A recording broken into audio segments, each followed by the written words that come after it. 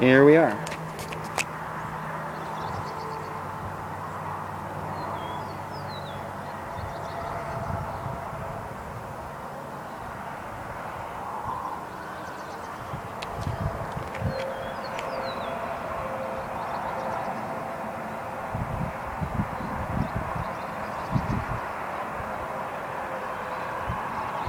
We have quite an open stretch here, so we should get some good viewing for a few minutes.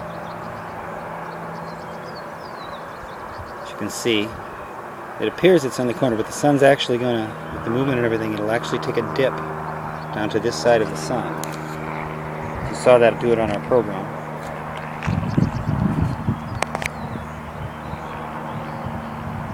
Let's look at some of the sunspots at the lower part of the sun right now while we can. There's a patch right there. Nice disk today when we can get the clearing.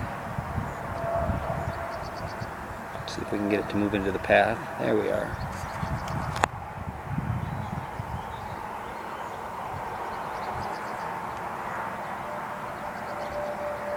Move directly over again if I can.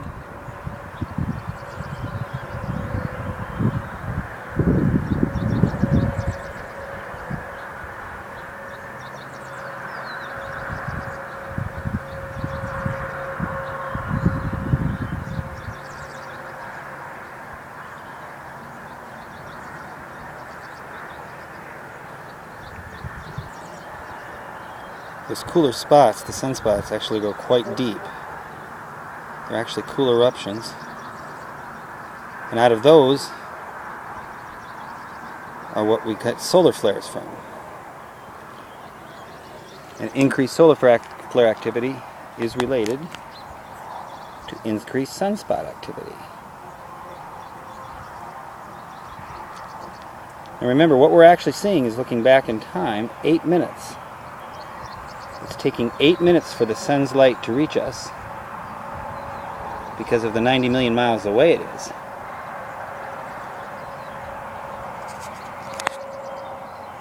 So because of that, everything we see is 8 minutes in the past already. Has already occurred. So technically, if something ever happened and the sun burnt out, we wouldn't know that for 8 minutes.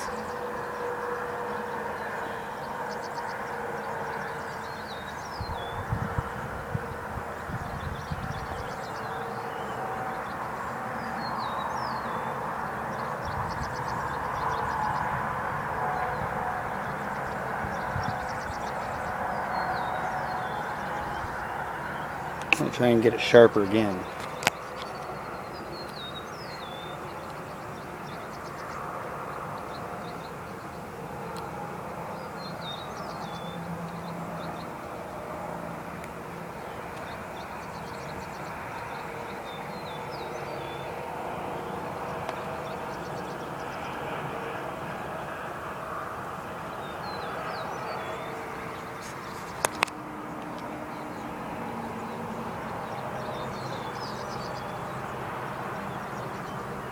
There's actually some belief that the sunspot activity also affects the weather on our Earth.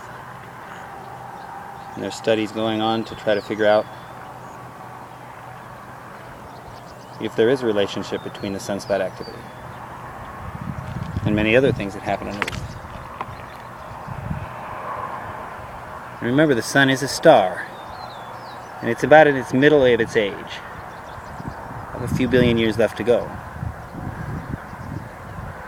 But remember, we are made of star stuff. Elements such as gold were not created on the Earth. Gold is an element that there is no natural way to make it. Alchemy was the study of trying to turn lead and other materials into gold. But gold was actually made at the center of a supernova, an exploding star. All the gold on the Earth came from that. It's not produced here.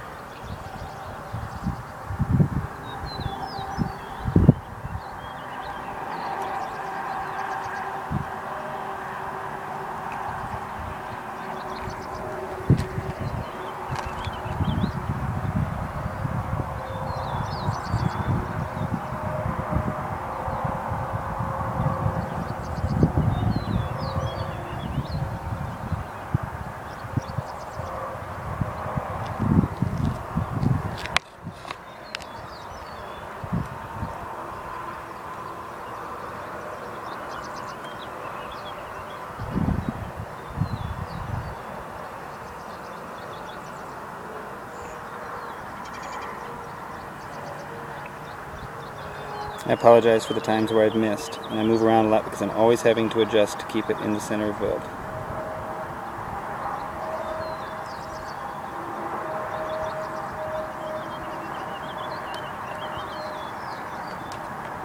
If you look, this telescope is using a magnification. You realize what such a rare event this really is.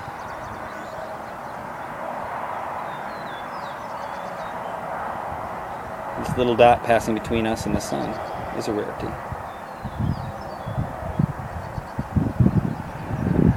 The wind's starting to come up a little bit, so it's shaking my screen.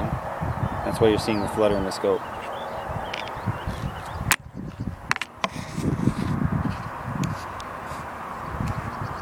I'm hoping that these shots where I go right above are giving you good shots.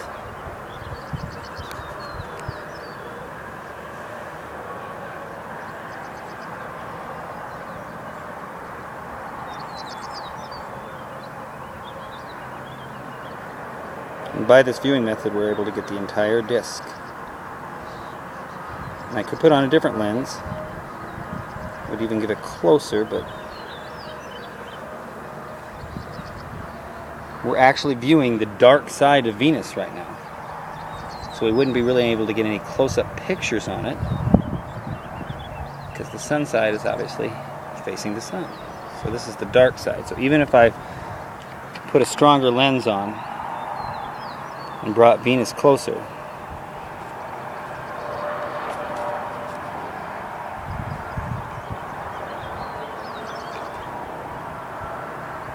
some clouds, a few small ones again. And even if I brought Venus closer, we still wouldn't be able to see any features.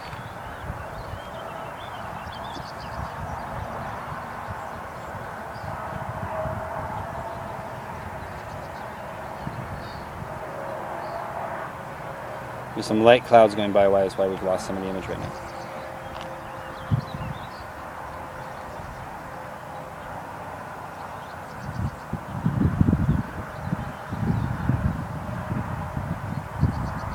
As you can see right now, that bank is dipped, but there's just some smaller clouds. I don't know if you can see that when I aim that up or not. There is a break about right in there. So I'm going to turn off for a second and put another film on and wait to see if I get a break.